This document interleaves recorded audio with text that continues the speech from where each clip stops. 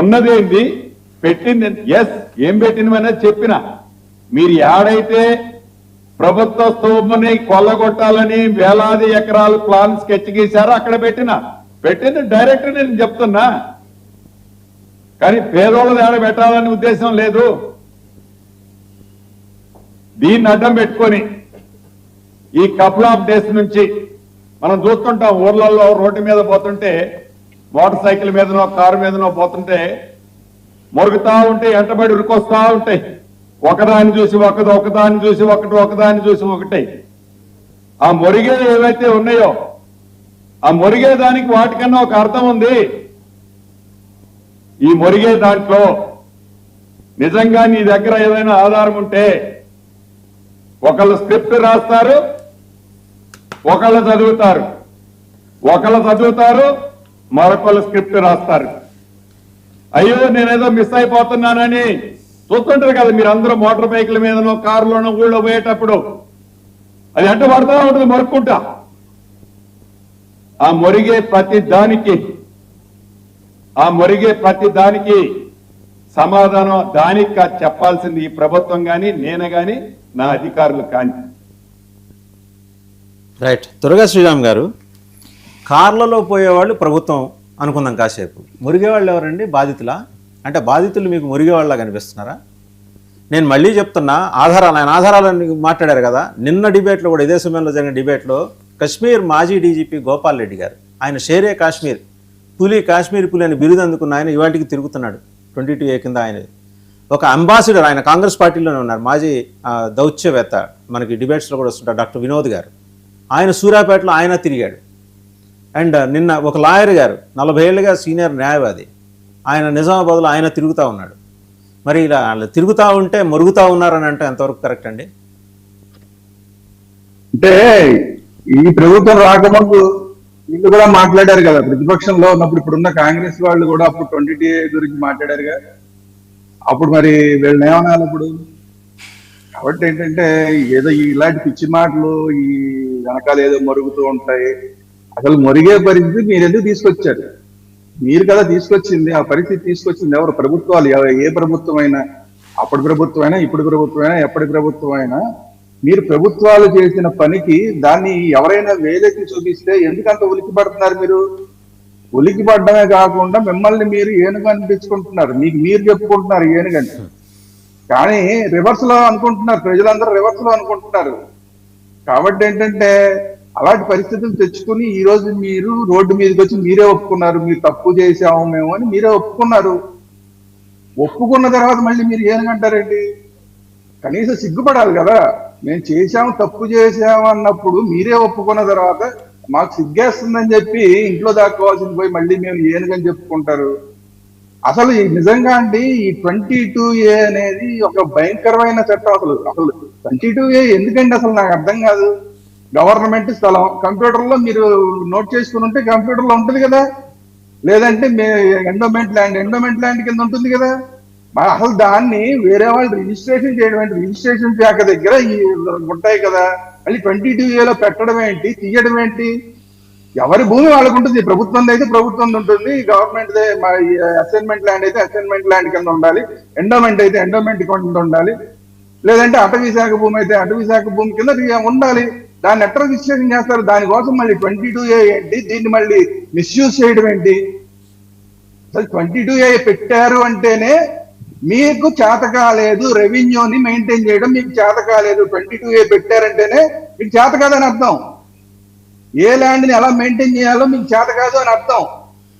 మళ్ళీ మీరు తీసుకొచ్చిన పిచ్చి చట్టాలని మీ ఇష్టారాజ్యంగా వాడుకుంటూ ఈ 22A గురించి ఇప్పుడు మనం మాట్లాడుతున్నదంతా కూడా ఇప్పుడు ప్రైవేట్ ల్యాండ్స్ ని లేదంటే వేరే ల్యాండ్స్ ని 22Aలో తీసుకొచ్చిన వాటి గురించి మాట్లాడుకుంటున్నాం. ఇంకొకటి జరుగుతుంది. అసలు విషయం ఏంటంటే 22Aలో నుంచి కొన్ని ల్యాండ్స్ ని తీసేస్తున్నారు, కావాలని తీసేసి అమ్మేస్తున్నారు. దాని గురించి అసలు ఇంకెవరు మాట్లాడట్లా. చాలా ల్యాండ్స్ ఉన్నాయి ఇలాంటివన్నీ కూడా. ఎవరికైనా మనకి మీ చుట్టానికో మా చుట్టానికో మనం ఇచ్చేదలుచుకున్నాం అనుకోండి, ప్రభుత్వ ల్యాండ్ లో ఉన్నదాన్ని కూడా 22Aలో తీసేయడం, ముందే వీళ్ళు అక్కడ కొనేసేయడం, ఆ 22Aలో నుంచి దాన్ని మళ్ళీ వీళ్ళు కొనేసిన తర్వాత తీసేయడం, పప్పు బెల్లాలకు కొనేస్తారు, ఆ తర్వాత 22Aలో నుంచి తీసేస్తారు, దాన్ని వీళ్ళు గోల్డ్ రేట్ అమ్మేసుకుంటారు. లేదంటే వీళ్ళకి కావాల్సిన వాళ్ళకి కట్టబెడతారు. ఇది కూడా జరుగుతుంది. కాబట్టి ఏంటంటే తప్పులు చేస్తున్నది మీరు తప్పులు చేస్తూ ప్రజల మీద పడి మీరు మాట్లాడడం, లేదంటే మీడియా మీద పడి మాట్లాడడం అంటే మీ చేతకాంతనాన్ని మీరు కప్పిపుచ్చుకునే ప్రయత్నం తప్ప ఇంకోటి కాదు. ఆ ఎగతాళి చూసారా అండి మీరు? ఆయన మాట్లాడిన దాంట్లో మురుగుతా ఉంటాయి. అప్పుడు గతంలో lower middle class, upper middle class వాళ్ళు 40 ఏళ్ళు 50 ఏళ్ళు ఉద్యోగాలు చేసో, బిజినెస్లు చేసో, చిన్న చిన్న వ్యాపారాలు చేసుకునో 100-200 గజాలు సమకూర్చుకుంటే అందులో ఇంకా వింత ఏంటో తెలుసా? ఆ 100 గజాల్లో 50 గజాలు 22A కిందకు వస్తుంది, ఇంకో 50 గజాలు రాదు. మరి అది మిగిలింది అమ్ముకున్న తర్వాత ఇది ఎందుకు అలా వస్తుంది? ఇలాంటి anomalies, lot many anomalies there. 22 లక్షల ఎకరాల భూమి అండి హైదరాబాద్లో. సోమేష్ కుమార్ గారు చీఫ్ సెక్రటరీగా ఉండగా జరిగిన ఈ నిర్వాకం అది.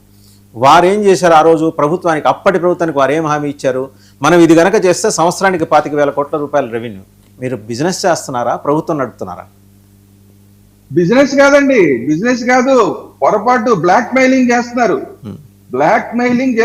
ఇది రాజకీయ నాయకులకి, రెవెన్యూ డిపార్ట్మెంట్ కి, స్టాంప్స్ అండ్ రిజిస్ట్రేషన్ శాఖకి అఫీషియల్ గా బ్లాక్ మెయిలింగ్ చేసుకోవడానికి ఒక ఆయుధం. ఇది కావాలని చేస్తున్న పనులు, ఇవన్నీ కూడా కావాలని చేస్తున్న పనులు. ఒకవేళ అక్కడ ఎవరన్నా చెబితే కూడా అంతకు ముందు లేని వాటిని కూడా ఇక్కడ ఏదైనా మనకి గిట్టుబాటు అవుతుంది, ఇక్కడ ఏదో కాస్త డెవలప్మెంట్ అవుతుంది, ఇక్కడ ఎక్కువ మంది కొనడానికి అవకాశం ఉన్నది అంటే దాన్ని 20TA ఇమీడియట్ తీసుకొచ్చేస్తున్నారు. నిన్నటి దాకా లేని కూడా 20TA వస్తుంది. మనం రిజిస్ట్రేషన్ తీరా చేసుకుందాం అని వెళ్ళేసరికి అంతకుముందు అక్కడ ఏదైనా ఒక మంచి ఫ్యాక్టరీ లాంటిది ఏదైనా వస్తుంది అనుకోండి, ఆ చుట్టుపక్కలంతా 20TA చేసి పడేస్తారు. చేసేసి మనం రిజిస్ట్రేషన్కి వెళ్ళగానే మీ 20TA ఉంది, దీన్ని తీసేయాలంటే ఎంత అని చెప్పి, లేదంటే కనుక మీరు 20TA ఉంది, మీరు ఎవడో కొండో కాబట్టి ఇదో మనాడు ఉన్నాడు, ఆ పక్కనే ఉంటాడు, ఆ రిజిస్ట్రేషన్ శాఖ ఆఫీస్కి కిందనే కూర్చొని ఉంటాడు. ఆడి దగ్గరికి వెళ్ళండి, ఆడు ఎంతో కొంతకి మీరు తీసుకుంటాడు, ఆడి తిప్పలాడు పడతాడు. అనగానే ఇడు కాళ్ళు అరిగిపోయేలా తిరిగి ఉన్నాడు, ఇక లాభం లేదులే అని చెప్పి వాడికి ఏదో పప్పు బెల్లాలకి అమ్మేయంగానే దాన్ని 20TA తీసేస్తారు. తీసేసి దాన్ని బయట అమ్మేసుకున్నారు. అంటే అఫీషియల్ గా గవర్నమెంట్ అంటే అధికారులు అంటే గవర్నమెంటేగా. ఇందాక అధికారులు తప్పు చేశారు, తప్పించుకునే ప్రయత్నం చేస్తున్నారు. అధికారులు అంటే ఎవరు? అధికారులు అంటేనే గవర్నమెంట్. మీరు 5 ఏళ్ళు ఉంటారు, 5 ఏళ్ళ తర్వాత మీరు పోతారు, కానీ అధికారులే గవర్నమెంట్. అంటే గవర్నమెంట్ అఫీషియల్ గా బ్లాక్ మెయిలింగ్ చేయడం కోసం, లేదంటే మీరు చెప్పినట్టు వ్యాపారం చేయడం కోసం దీన్ని వాడుకుంటున్న ఒక దుర్మార్గమైన అస్త్రం.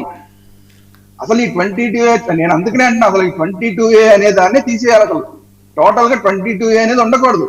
మీరు చక్కగా రిజిస్టర్లు మెయింటైన్ చేస్తే ఎవరి ల్యాండ్ ఎంతో ఉంది ఏందో తెలిస్తే, అసలు రిజిస్ట్రేషన్ శాఖలో చాలా పెద్ద తప్పు ఉందండి. ఎవరెళ్ళి ఏది రిజిస్ట్రేషన్ చేస్తానో చేయించేసుకుంటారు.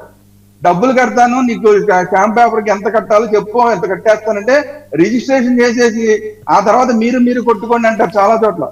ఇది ఎంత దుర్మార్గం! అసలు ఎలా రిజిస్ట్రేషన్ చేస్తారు మీరు? లేదంటే ఎలా రిజిస్ట్రేషన్ చేయకుండా ఉంటారు? కాబట్టి రెండు పక్కలా కూడా దీన్ని 2 పక్కలా వాడుకుంటున్నారు. రిజిస్ట్రేషన్ చేయడానికి వాడుకుంటున్నారు, రిజిస్ట్రేషన్ చేయకుండా ఉండడానికి వాడుకుంటున్నారు. మీరు ప్రస్తావన చేశారు కాబట్టి ఒక అంశం ఇక్కడ చెప్తానండి. 10 ఏళ్ల క్రితం 12 ఏళ్ల క్రితం ముషీరాబాద్ దగ్గర ఒక రిజిస్ట్రేషన్ ఆఫీస్ ఉంది, రామకృష్ణ స్టూడియోస్ దగ్గర. అక్కడ నేతాజీ సుభాష్ చంద్రబోస్ తోటి పేరుతోటి, పండిట్ జవహర్లాల్ నెహ్రూ పేరుతోటి, మహాత్మా గాంధీ పేరుతోటి రిజిస్ట్రేషన్ చేయించేశారు. ఇప్పటికీ ఉన్నాయి. తర్వాత మేము అది ఆ టైంలో అప్పటి ఐజీ రిజిస్ట్రేషన్స్ ఉదయ్ భాస్కర్ గారు వారి నోటీస్కి తీసుకెళ్ళిన తర్వాత చెడమడ తిట్టి వాళ్ళని కరెక్షన్ చేయించారు. నేతాజీ సుభాష్ చంద్రబోస్కి హైదరాబాద్కి ఏంటి సంబంధం? మహాత్మా గాంధీ ఎప్పుడేమన్నా వచ్చి ఇక్కడ రిజిస్ట్రేషన్ చేయించుకున్నాడా? పండిట్ జవహర్లాల్ నెహ్రూ. ఇది నిర్వాకం, ఇవాళది కాదు రిజిస్ట్రేషన్ డిపార్ట్మెంట్ అనేది, ఎప్పటి నుంచో చేస్తూ వస్తున్నారు. ఆయన అన్నారు కదా, పోతా ఉంటే మురుగుతూ ఉంటాయని, వాళ్ళు కూడా చేస్తూ వస్తున్నారని మనం కూడా చెప్పచ్చు. అంటే అందుకంటే అది టోటల్ గా రిజిస్ట్రేషన్ దాకా అసలు ఎట్లా చేస్తుంది? మీ దగ్గర అఫీషియల్ గా మీరు డాక్యుమెంట్ వెరిఫై చేయకుండా మీరు అసలు ఎట్లా మీరు రిజిస్ట్రేషన్ చేస్తున్నారు? ఇక్కడ కదా తప్పు చేస్తున్నది మీరు. తప్పు చేస్తున్న మీరు ఈ రోజు ప్రజలు మాట్లాడుతుంటే కంగారు పడిపోయి మళ్ళీ దగ్గరలోకి ఎలక్షన్ల దగ్గరికి వచ్చేస్తున్నాయన్న. ఇదే కనుక ఇంకో సంవత్సరం క్రితం అయి ఉంటే కనుక వీళ్ళ మాటలన్నీ వేరేగా ఉండేవి. ఇప్పుడు ఇంకా ఈ మొత్తం తెలంగాణలో మొత్తం అంతా కూడా ఎలక్షన్ ఫేవర్ స్టార్ట్ అయిపోతుంది కాబట్టి, అమ్మో ఎందుకు వచ్చిందిలే గోళ, ఇదంతా కూడా చాలా పెద్ద ఎఫెక్ట్ చూపిస్తుంది. నేను 10 ఏళ్ళు కూర్చుందాం అనుకున్నాను సీట్లు, ఇట్లా చెప్పాను కదా, నేను 10 ఏళ్ళు నేనే అని చెప్పాను కదా, అది కుదరదేమో అన్న భయంతో చేస్తున్న పని తప్ప, లేదంటే వీళ్ళందరూ వాంటెడ్ గా చేస్తున్నది అనేది అందరికీ కనబడుతున్న అంశం, అందరూ ఆరోపిస్తున్న అంశం. ఇది కాకుండా ఇంకా అలాంటివన్నీ చాలా ఉన్నాయి. ఇప్పుడు మీరు విశాఖపట్నంలో చూసుకుంటే బుద్ధుడికి సంబంధించిన కొండలు ఉన్నాయి. ఆ చుట్టుపక్కల ఎక్కడా కూడా రిజిస్ట్రేషన్ చేయడానికి లేదు. దానికి ఏం చేస్తున్నారు వీళ్ళు? బై 1 బై ఏనో ఏదో పెట్టేసి ఇది ఆ రిజిస్ట్రేషన్ కాదు, ఆ సర్వే నెంబర్ కాదు అని చెప్పి వాటిని కావాల్సిన వాళ్ళకి ఇచ్చేస్తున్నారు. అలా ప్రతి గవర్నమెంట్ లో జరుగుతోంది. సింపుల్, మీరు చెప్పినవి